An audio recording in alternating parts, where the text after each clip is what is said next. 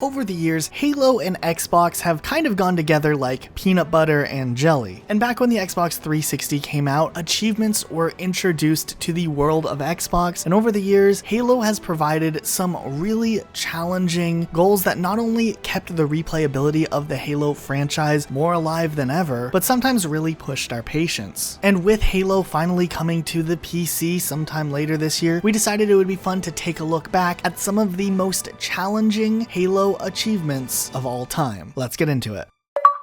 Before we get into each individual Halo game, we're going to look at the Master Chief Collection as a whole and just acknowledge the LASO Master achievement, which is definitely one of the hardest achievements we've ever seen in Halo history. If you didn't know, LASO stands for Legendary All Skulls On, which means you have to play through every single Halo game on Legendary difficulty with every single skull activated, which means the game is going to be about 10 times harder than if you just played through it on the hardest difficulty. Completing just one of these 4 achievements is hard enough, then let alone having to complete all of them to get the LASO Master achievement is just the icing on top of the cake. But if you're skilled enough to get through the LASO Master achievement, you definitely have accomplished something huge in the Halo universe. And even if you have just a couple of the game's LASOs under your belt, kudos to you. The other recurring achievement that are in all of the Halo games in the Master Chief Collection are definitely the speed running legendary achievements, where you have to complete the entire campaign on legendary difficulty in under 3 hours. These achievements are hard just because it's a very short amount of time to complete some of these levels, and you definitely have to trim some time off of the earlier levels to make room for time in the later levels. Fortunately, you can do it co-op, which makes it a little bit easier on games like Halo 3, ODST, and 4, but not as helpful in Halo 1 or Halo 2. With this achievement, it takes your best time from each individual level, so fortunately, if you take too long on one level, you can always go back and try to improve your time. But this achievement is such a challenge for the older Halo games, specifically Halo 2, where getting the Monopolize achievement, which is where you speedrun Halo 2 in under 3 hours, is the rarest achievement in the entire Master Chief Collection. And that's mostly because in legendary difficulty, if one person dies, everyone is considered dead automatically, just like the Iron Skull. And while ODST might be a little bit easier for this just because the campaign is so much shorter, the achievements associated with Halo 1, 3, and 4 are still also really hard if you're trying to beat them in under 3 hours. But now that we got those general ones out of the way, we're going to go ahead and go through the Halo games mostly in chronological order as far as the in-game timeline is concerned. So first up, we're looking at Halo Reach and the If They Came to Hear Me Beg achievement. This one's pretty difficult because you have to assassinate an elite to save yourself from what would have been a deadly fall. Now there's really just one spot where you can get this achievement easily, at the beginning of the final level of the game. And honestly, it's a lot of luck just to get this achievement. I remember spending a ton of time just hurtling my body over the edge, thinking I was about to get the achievement, to realize I assassinated a grunt instead of an elite. Took me a really long time and it was a really difficult achievement, but a lot of you guys probably remember going for this achievement too, and it was really satisfying once you completed it. Halo Reach also had a monument to all your sins, which is where you have to complete the entire campaign on legendary difficulty by yourself solo. And this one is really just a matter of patience and coming up with a strategy on how to approach things and ammo management for sure. But I remember playing through this one, and the tip of the spear at the beginning of the level with the shade turrets took me so long to finally get past. But once I finally got through that, I felt like I was a better Halo player, and finally one day was able to get this achievement. And while it's definitely not a walk in the park, it's one of the more challenging achievements from Halo. And finally, we have the Don't Touch That achievement from Halo Reach, which is on a Defiant map, don't let the other team touch the flag in a matchmaking game. This is really just luck based, as you have to just be lucky enough to have a good enough team who's focused on defense. And this achievement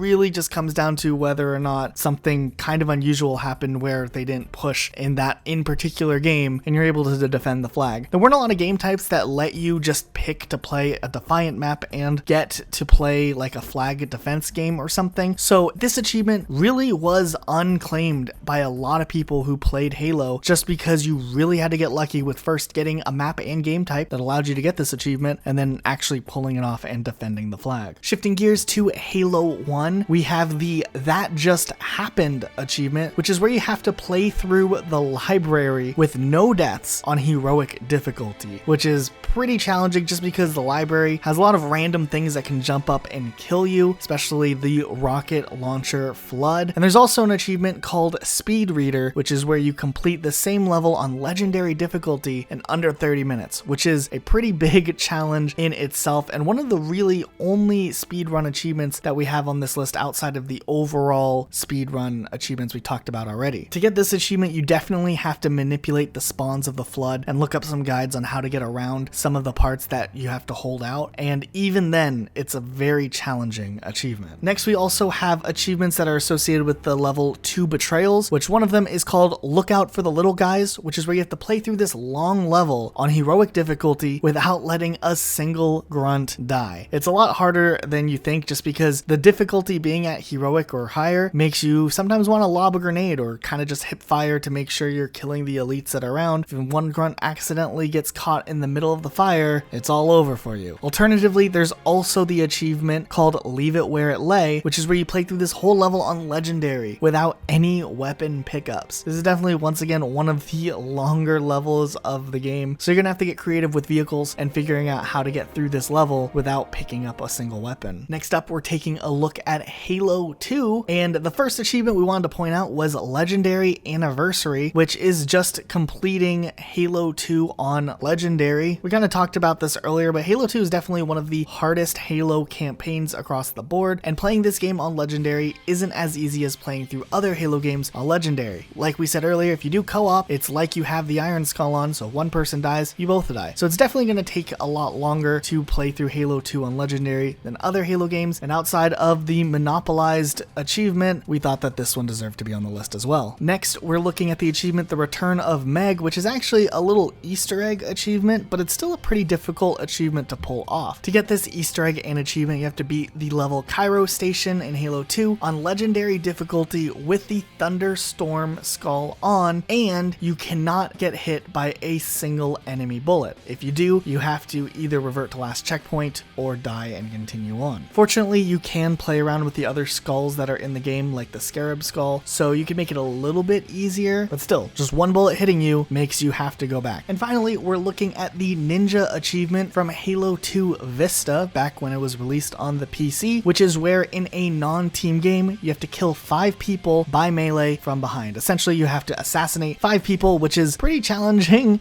to do in a multiplayer game in just one round. Jumping forward to Halo 3, we're looking at Vidmaster Annual, and this was one of the achievements that could lead you on your way to get the Recon helmet, legitimately, back in the day. To complete this achievement, you had to beat the final level of Halo 3 on legendary with the Iron Skull on, and all players have to be in a ghost. We've already talked about the Iron Skull a bit, but if one player dies, they're all considered dead, and you have to go back to the last checkpoint. And while fighting your way through the flood is challenging in itself at the beginning of the level, the second half of the level, where everyone is in ghosts, is extremely difficult. On legendary difficulty, the course kind of is slightly different than on lower difficulties, and there's more enemies shooting at you that can alter the path that you're driving in and potentially cause your vehicle to flip over. With that, as you guys are all driving through the course, the level actually deteriorates based on where the first player is, whoever's furthest ahead of the pack, which means that all drivers essentially have to stay really close together, where the people who are just a little bit further back, like the third or fourth player, might fall off the map quicker than where the first or second player are. It takes serious coordination and a lot of trial and error learning the exact route to drive, and a lot of hope that you don't randomly get killed by a sentinel or your vehicle doesn't randomly flip, causing you to fall off the map. To make it even better, this achievement was worth a whole 0 gamer score back in Halo 3. However, they did change it when they included this achievement in the Master Chief Collection, and you can get some gamer score for it now. Outside of that, Halo 3 didn't have a lot of campaign focused achievements that were very very hard to get. There were a lot of fun ones like getting the skulls and whatnot. However, in the Master Chief Collection, they did introduce the Who Needs Them achievement, where you have to beat the level The Ark on Legendary without getting in a vehicle. And while if you do this level co-op with a couple of friends, it's a little bit easier, it's still a hustle to move from one end of this huge level to the other on foot, while there's a ton of heavy enemies that have very powerful weapons or vehicles that are ready to take you out. With that, the original Halo 3 also had a ton of multiplayer achievements that were also kind of luck-based, similar to what we saw in Halo Reach. We won't go into all of them in this video, but one of the big notable ones was Mongoose Mowdown, where in a ranked free-for-all game, you had to splatter someone in a mongoose, and it was just a pretty challenging achievement. It was kind of funny whenever you played ranked free-for-all, you'd always see someone driving around in a mongoose trying to get that splatter kill to finally get that 5 gamer score achievement. Next, we have Halo 3 ODST, which continued the Vidmaster achievements, making them a little bit harder than even the ones in Halo 3, but if you wanted that recon helmet, you had to get these achievements. Vidmaster Endure is definitely one of the most challenging achievements in not only just Halo 3 ODST, but Halo as a whole. Maybe outside of the LASO and Speedrun achievements, we would say Vidmaster Endure is definitely up there. But essentially on any firefight map, you had to survive past the 4th set, which is equivalent to the 12th round and 60th wave of ODST firefight. And honestly, this was back when firefight was a little bit more strict in what you could change and customize, unlike Reach. You only started off with 7 lives as a team, so dying was a pretty big deal because you just have a shared life pool, and once you're out of lives, it's game over. You can earn some back in bonus rounds, but even those are scarce. Combine that with the fact that this achievement can take up to 2.5 hours, definitely shows that this is challenging, and even with that, if you make it 2.5 hours into this achievement, you can still lose it all at the very end, which happened to me twice in my attempts of trying to get this achievement, where we died in the final wave of enemies just because the last wave is extremely difficult. This will probably forever be on one of those achievements that I've tried multiple times over the years and never got and probably will never get, but kudos to those who finally got Vidmaster Challenge Endure and got that recon helmet back in the day. But even then, ODST had other challenging achievements too. Vidmaster Deja Vu took the same idea of the Vidmaster annual achievement from Halo 3 and made you complete the final level of the game in Halo 3 ODST with 4 players on heroic difficulty with the Iron Skull on, except you weren't allowed to get in a Warthog or a tank, which made this level really difficult because if one person dies, everyone's dead, and you really only have mongooses and rocket launchers, and you can maybe hijack a ghost later. But other than that, you were really up for a difficult challenge, especially in the later half when there's a bunch of Wraith tanks shooting at you and ghosts everywhere, and it's definitely a very complicated level to get through. Then there was also achievements for scoring a certain amount of points on each individual firefight level, and Firefight Chasm 10 is definitely one of the more difficult levels just because it's a wide open space, the drones spawn in quite frequently, and there's not a lot of safe spots to really hold out and kill off the enemies, and the drones are kind of glitchy sometimes, and they'll just hide and you can't find them anywhere, and you can fall off the map in the process of trying to find them, and this is one of the harder firefight achievements on the list of Halo 3 ODST. Moving up to Halo 4, we're looking at the achievement Lone Wolf Legend. Just like the Halo Reach achievement, you have to complete the entire campaign on Legendary solo. This one's also on the list because where in Halo Reach, a lot of the times you have allies throughout the missions. In Halo 4, you're kind of by yourself quite a bit, so it's really up to you to figure out how you're going to defeat all the enemies, and with the new Prometheans being introduced, it was a little bit harder with the newer enemy class, especially because grenades aren't as useful as an item with all the watchers that are around. Then we're going to look at Bros to the Close, which is where you have to complete Mission 4 without one preventable marine death on heroic difficulty, which is pretty difficult just because Mission 4 is kind of a lengthy one, and there's a lot of Marines kind of running around, and they can be pretty dumb at times. So keeping them all alive is definitely a struggle, and if one dies and you miss it, you have to do the whole level over again. And then finally, we're looking at the achievement Motordom, which is where you have to, on Mission 5, steal a Wraith and then use that Wraith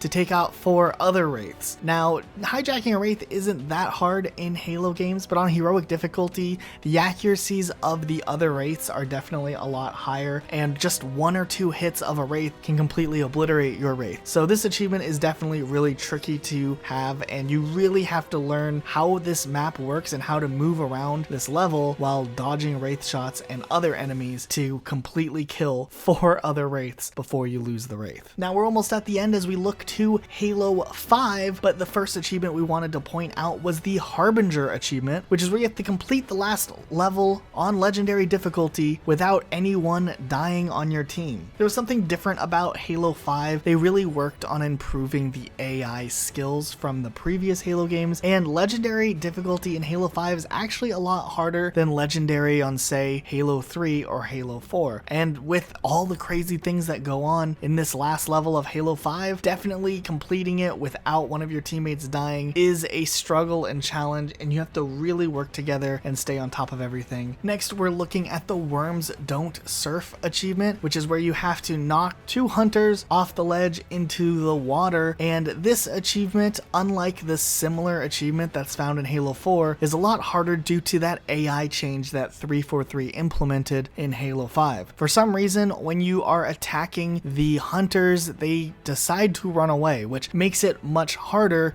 for you to get the achievement because they flee and then they're not near the ledge that you need to knock them off of. Fortunately, if you activate the Tough Luck Skull, you can make it so that the hunters don't flee, but even then, getting to knock them off the edge is really, really annoying, and it's a lot of luck, and you gotta get them both to knock down. However, some people have gotten it and have gone for it, but it's definitely one of the more challenging achievements found in Halo 5 Guardians. And finally, we're looking at the achievement Prison Break, which is where you have to kill 2 enemy wardens in the breaking on heroic difficulty at the same exact time. This achievement is really, really hard to do solo, but if you work with a friend, it might be a little bit easier to do. But essentially, you have to work together and coordinate killing individual enemies at the same exact time. Now, wardens are the newer introduced Promethean enemies, and they're really strong and difficult to beat on their own, let alone timing out how you're going to defeat them is challenging enough. But pretty much you just have to get down to it, get a checkpoint, and try to kill these 2 enemies at the same time and keep reverting to last checkpoint until you finally get it. But those are our picks for the most challenging Halo achievements over the years. Did we miss one that you thought was extra challenging that you wanted to see on this list? Let us know in the comments section